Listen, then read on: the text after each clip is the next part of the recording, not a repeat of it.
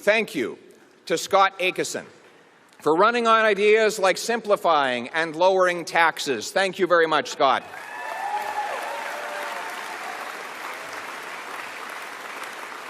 Thank you to Roman Baber for standing up for and making sacrifices for freedom for everybody.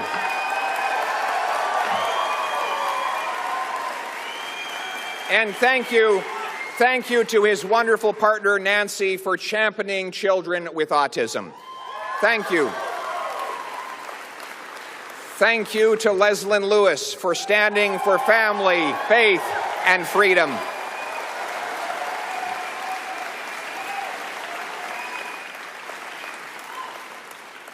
And to her husband, John, for supporting her along the way.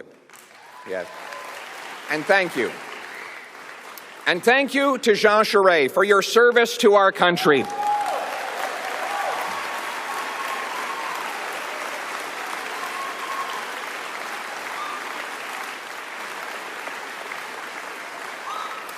And for ensuring that we still have a country that is united, in which we can call ourselves home. Thank you for fighting for Canada, Jean, when the nation's back was against the wall in the 1995 referendum. You stood with courage and passion. You defended our country, and our nation will ever be grateful for your work. Thank you. Absolutely.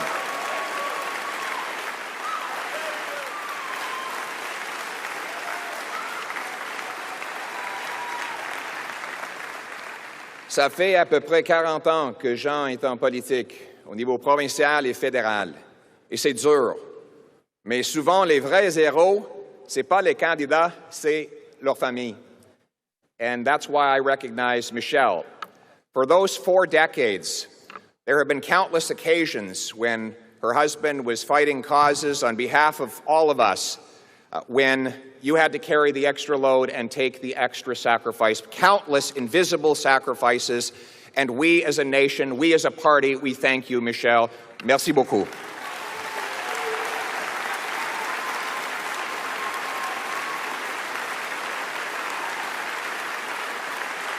To supporters of all of these fine candidates, I open my arms to you. Now, today, we are one party serving one country.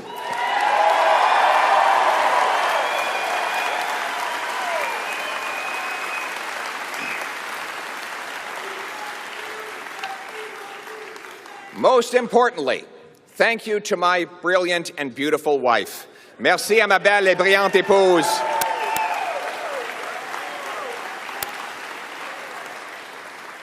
Pour avoir été mon ancre, mon pilier, tout au long de cette folle aventure. Tu as rendu cela possible. Tu es ma meilleure amie et l'amour de ma vie. Ah, oui. À la famille d'Anaïda qui a pris soin de nos enfants lorsque nous étions sur la route, vous avez rendu cela possible.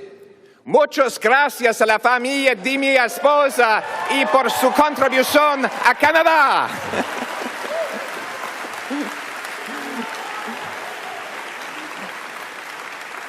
So that's all the Spanish I speak. If you ever come over to our house for one of our grand family gatherings, it's usually 20 Latinos and Latinas arguing, telling jokes, telling stories in Spanish, and one guy standing around having no idea what anyone else is saying. My wife's family not only raised this incredible woman, but they came to this country from Venezuela with almost nothing. And they have since started businesses, raised kids, served in the military, and like so many immigrant families, built our country. And I want to thank, yes.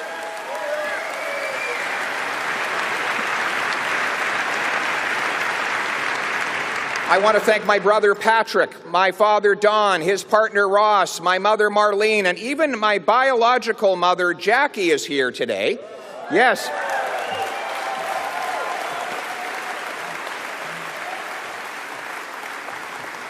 We're a complicated and mixed up bunch, like most families, like our country. I want to thank my parents, though, in particular. I want to thank my parents, 2 school teachers who adopted me from a teenage mother. They taught me that it didn't matter where I came from, but where I was going. It didn't matter who I knew, but what I could do. That is the hope I want my kids to inherit.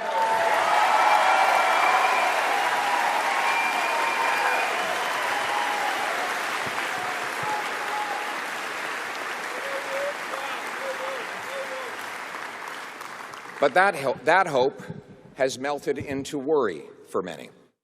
Today, people feel like they've lost control of their pocketbooks and their lives. The cost of government is driving up the cost of living.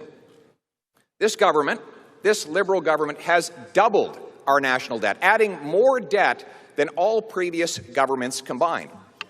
That means another $500 billion bidding up the cost of the goods we buy and the interest we pay. Inflationary taxes increase those costs further.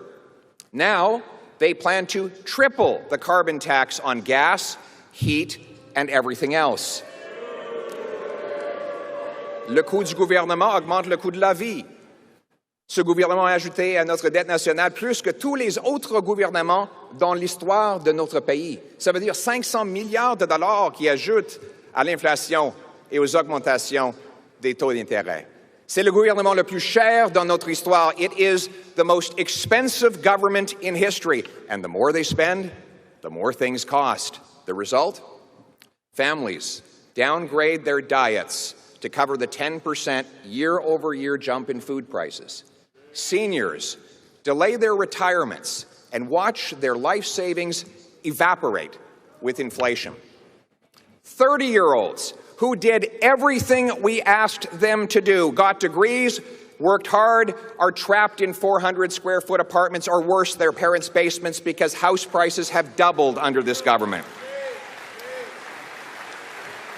And those who do own homes are paying more interest on their mortgages, even though this government promised interest rates would not rise for years. Les mères monoparentales mettent de l'eau dans le lait de leurs enfants pour pouvoir se permettre la hausse de 10% de la nourriture d'une année à l'autre. Les personnes âgées voient leurs économies s'évaporer avec l'inflation. Des jeunes de 30 ans qui ont fait tout ce que nous avons demandé d'eux, obtenir un diplôme, travailler fort, vivre dans le sous-sol de leurs parents parce que les prix des maisons ont doublé. Et ceux qui ont une maison paient davantage d'intérêts pour leur hypothèque. No wonder people are worried. Most are lucky to be just getting by. Many are falling behind. And there are people in this country who are just hanging on by a thread. These are citizens of our country. We are their servants. We owe them hope. They don't need a government that sneers at them, looks down on them, calls them names. They don't need a government to run their lives. They need a government that can run a passport office.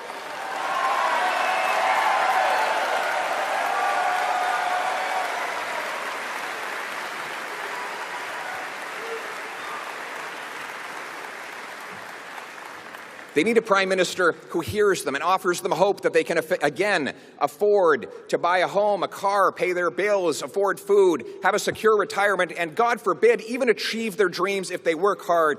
They need a prime minister who will restore that hope, and I will be that prime minister.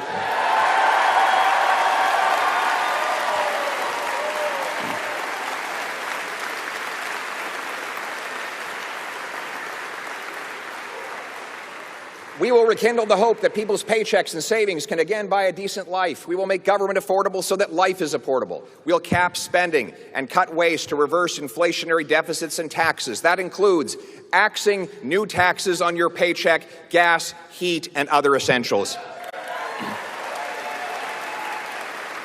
It means fighting climate change with technology and not with taxes.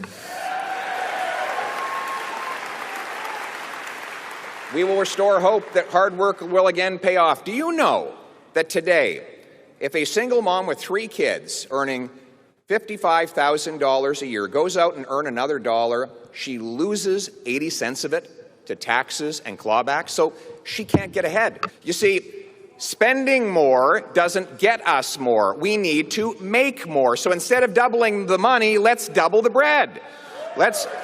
Yes. Let's remove the government gatekeepers to build more homes, grow more food, and produce more energy right here in Canada.